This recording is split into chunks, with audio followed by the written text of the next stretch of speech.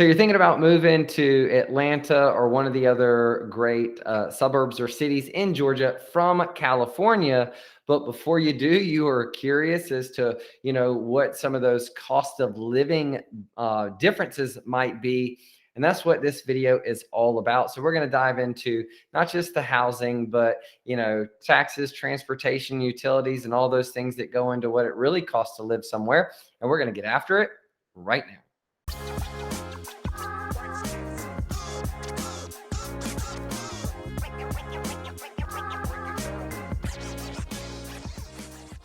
Hey, if this is your first time to the channel and you want to know everything there is to know about eating, sleeping, working, playing, the good and the bad of living in Atlanta, Georgia, well, subscribe below, ring the bell for notifications so you can be the first to know when we release videos and you can get the updated market here in Georgia.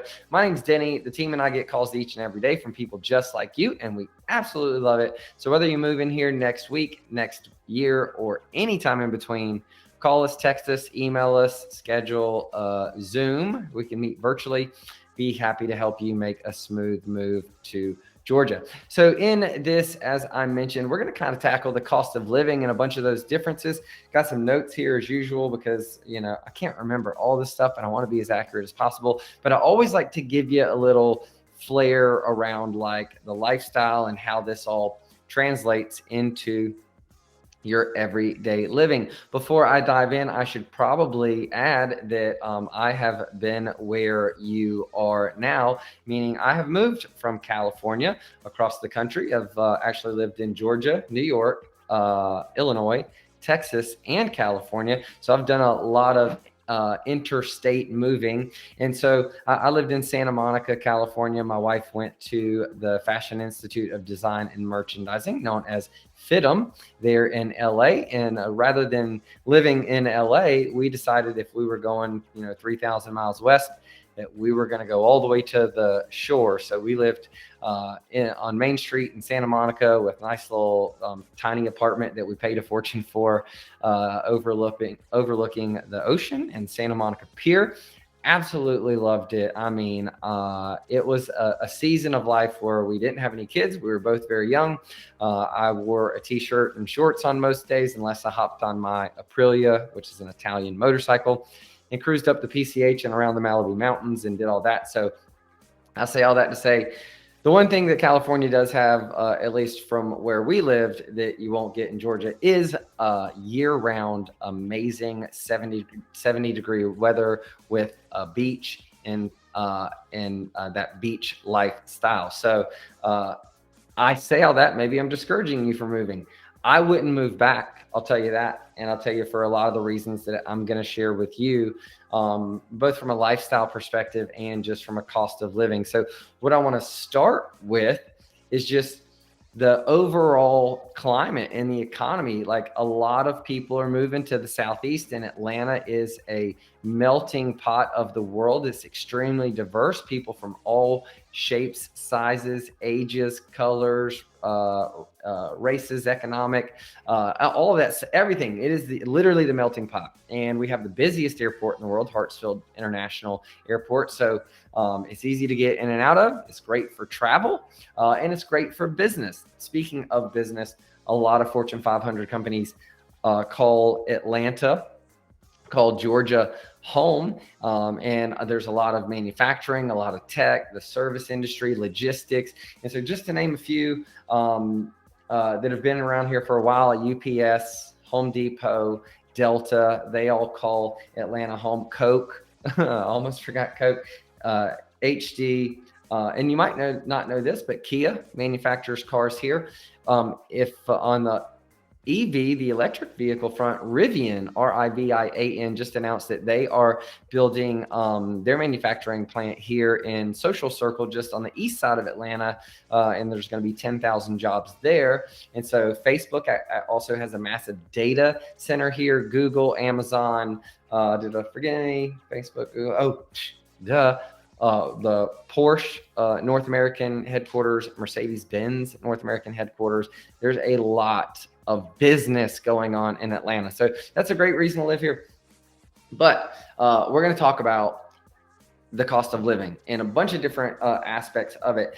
I used a variety of resources to come up with this. And so really want to give you kind of a perspective. And what was surprising is that it's not all more expensive in California. That was surprising to me. But we're going to go through housing, and home value, groceries, healthcare, utilities, transportation, and all of that stuff. And so it's probably no shock to you that overall, California is about 62% more expensive than it is to live in Georgia. And so you can give yourself a raise in today's economy where you can get, a lot of people are able to work remotely. You can give yourself a massive raise, just move into a more affordable state like Georgia and a more affordable city like Atlanta, because your money goes further. So overall 62%. But when it comes to, and we'll do housing last, because that's a really huge expense. But even when you look at groceries across the board, and it depends on where you live in Georgia, it depends on where you live in California, but groceries are 10%. You spend 10% more on your food in California than you do in Georgia, which is not necessarily surprising. Healthcare, this was surprising. I assumed that everything in Georgia would be cheaper, but probably because of the more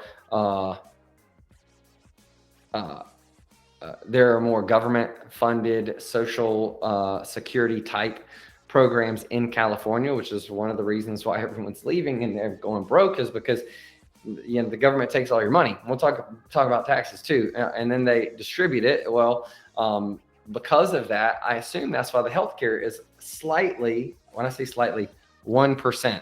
So it seems like a big price to pay for not very much of savings, but there is a 1% savings of healthcare in California versus Georgia. Utilities are about the same. I expected them to be a little bit less here in Georgia, but they're about neck and neck, not a meaningful enough difference. So we're talking about gas, electricity, water, that kind of stuff. Then we get over to transportation costs. Now this, I think, depends on where you live and what you use for transportation. But overall, we're talking about vehicle, insurance, gas, maintenance, repairs, all that stuff that goes into it. California transportation costs are about 25% higher. And so all of this plays into that 62% difference.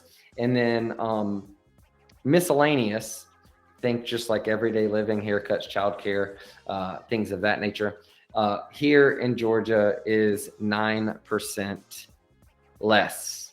So another savings. So the two biggest factors would really be probably taxes and again, housing. It's hard to pin down taxes, right? Because there's always brackets. So it depends on, do you make 30,000 a year, 50,000 a year, 100,000 a year, 200,000 a year, 500,000 a year, $1 million a year? But essentially, California's tax brackets go from up to about 12.3%, and that is a lot. I mean, from a state income tax perspective, that's a tough pill to swallow, 12.3%. So if you do earn a significant amount of money, it's probably very advantageous for you to find a state with better income tax rates. Georgia's is up to 5.75. And so the highest tax bracket is half as much, even it's a little bit more than half as much. So a significant savings on the income tax front, but on the property tax, let me see, property taxes, California is it's really similar. It depends on the county, and that's why it's hard to like pin these down to the exact property tax. But property tax is very similar. Depending on what county you live in Georgia, what county you live in California, you're going to get similar. So not a meaningful difference there, very meaningful difference on the income tax. And then last but not least, talking about housing, housing in California is 300% more expensive. So about 300,000 here across the state of Georgia, about 900,000 across the state of California. So you can literally, sell your California home and buy 3 homes in Georgia. You can get one in the city, one in the mountains, one down at the beach in Savannah. There are beaches in Georgia. So you can get the best of all the worlds that you want right here in Georgia. I doubt you're going to buy 3 homes here just for that. You can do something more productive with that money. But I hope that gives you an overall general perspective as to what it might cost to live in Georgia versus California. Like I said, if you're willing to pay 62% more to live on the beach in Santa Monica and 300% more for your house, like, more power to you. It was a great season of life for my wife and I. But at the time, we were not married. She was my girlfriend. We were, we didn't have kids. We were just living life to the fullest, and we were the only people that we had to worry about. Now, 4 young children, and we lived in a tiny little apartment overlooking the ocean. Here, it's like a 4,000 square foot home in a neighborhood with large lots and, swim, tennis, basketball courts, tons of kids and families and community. And this house is probably a third of the price of what even that little condo would have been there in California. So hope that gives you a perspective. If you have some feedback, always welcome to leave it in the comments below. We're doing more videos like this every single week. So subscribe so you get notified. And then obviously, if you're going to make the move from California to Georgia, we would love to be a resource. So call, text, email. Happy to help you make a smooth move. And until I see you in person, I'll see you on the next episode.